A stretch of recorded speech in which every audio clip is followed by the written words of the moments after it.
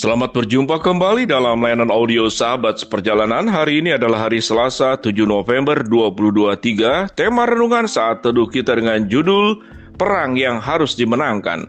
Perang yang harus dimenangkan. Firman Tuhan terambil di dalam Matius 24 ayat yang ke-6.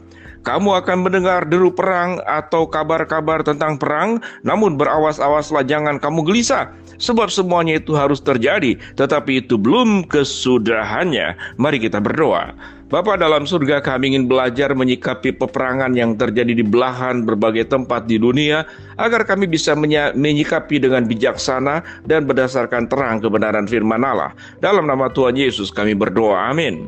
Shalom sahabat seperjalanan yang dikasihi Tuhan. Perang itu punya strategi. Kita akan belajar bagaimana iblis punya strategi untuk memecah belah semua umat manusia. Yaitu caranya bagaimana? Caranya adalah untuk saling membenci satu dengan yang lain. Allah tidak pernah mendesain peperangan sebagai izinnya. Allah tidak pernah mendesain peperangan kemudian untuk saling membinasakan, saling menghancurkan, saling membunuh satu dengan yang lain. Catatan Alkitab di dalam Matius 24, kamu akan mendengar deru perang atau kabar-kabar tentang perang, namun berawas-awaslah jangan kamu gelisah, sebab semuanya itu harus terjadi. Kenapa demikian? Karena setelah manusia jatuh dalam dosa, perang itu terjadi. Dimulai dari mana peperangan dua adik beradik, yaitu Kain dan Habel. Apa yang timbul dari sana? Yaitu hawa nafsu. Apa yang timbul dari sana? Kebencian. Apa yang timbul dari sana? Ingin saling menguasai satu dengan yang lain. Apa yang timbul dari sana? Iri hati. Jadi sumber peperangan yang ada di dalam dunia ini adalah dosa. Sumber peperangan yang ada di dalam dunia ini adalah hawa nafsu. Hawa nafsu yang berangkat selalu dari satu pribadi satu orang. Kebetulan yang satu pribadi satu orang itu dia seorang raja, dia seorang penguasa, dia seorang presiden, dia seorang yang punya kemampuan kekuatan untuk menggerakkan yang lainnya. Sehingga peperangan itu memang awal mulanya dari satu pribadi.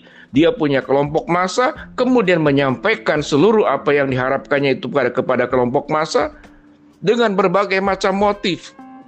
Motif pertama adalah kerakusan.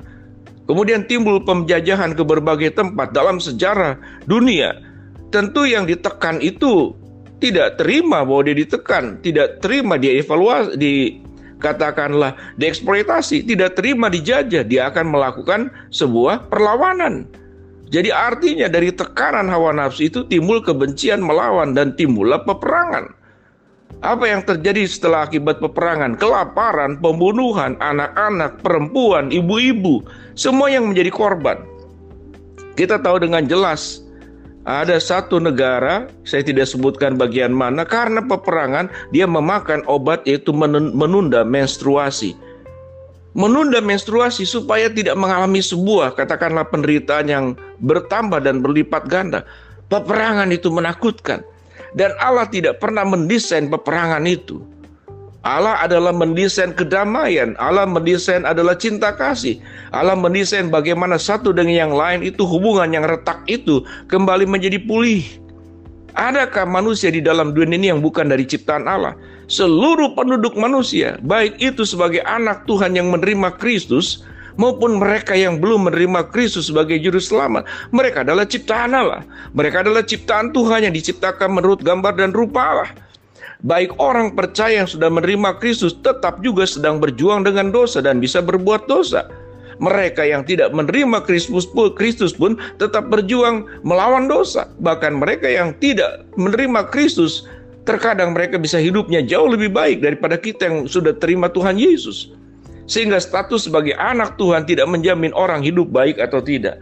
Setiap manusia di belahan dunia ini yaitu sedang berperang melawan dosanya pribadi.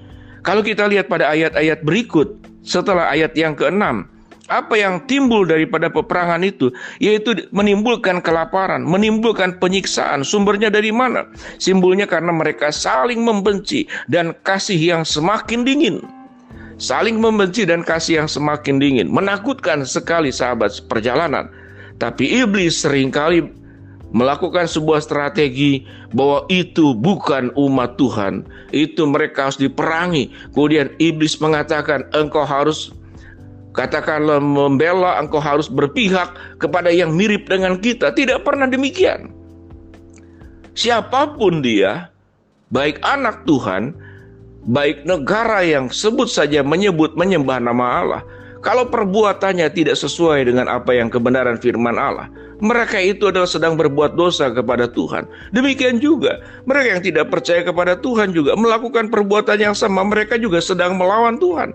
Sehingga status sebagai orang percaya, status orang yang mengenal Allah ataupun tidak mengenal Allah tidak menjamin kehidupannya itu akan sesuai dengan kebenaran firman Allah. Dengan demikian sahabat seperjalanan, sungguh sangat menakutkan dampak akibat daripada perang.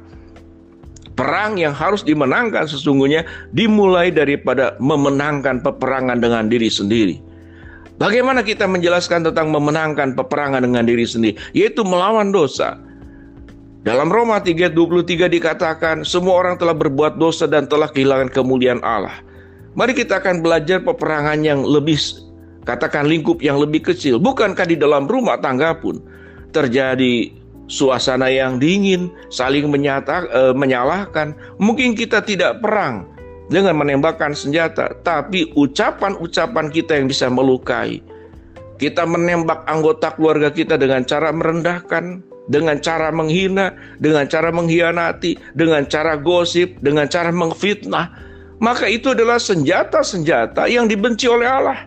Yang dipakai adalah justru senjata-senjata keburukan untuk menghancurkan orang lain. Semuanya bersumber dari hawa nafsu.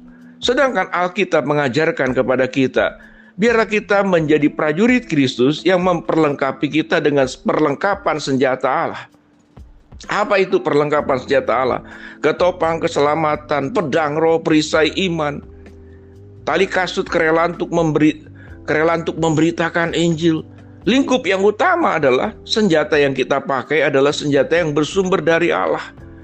Dan kita tahu dengan jelas senjata yang paling utama orang percaya adalah bagaimana kita bisa menyampaikan sesuatu, menembak seseorang, yaitu dengan kasih. Orang yang sedang kelaparan kita bantu beri makan, maka kita sedang menggunakan senjata perlengkapan yang berasal dari Allah. Punya kepedulian, saling menolong, bukan saling membenci, kasih yang semakin dingin. Bukan yang menimbulkan kelaparan, penderitaan, kematian, kemudian menyebar peperangan itu kemana-mana. Dengan demikian sahabat seperjalanan, mari kita pahami bersama peperangan apa yang harus kita menangkan, yaitu peperangan diri sendiri melawan dosa.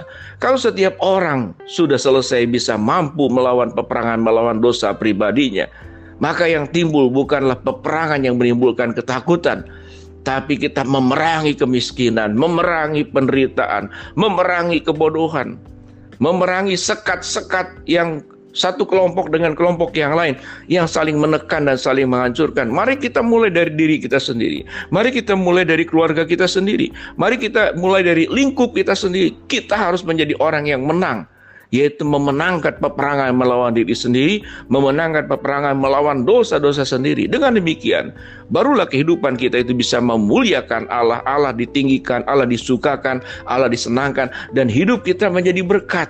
Hidup kita menjadi cahaya buat orang-orang yang membutuhkan. Sahabat seperjalanan, berjuanglah untuk bisa memenangkan perang melawan diri sendiri. Mari kita berdoa.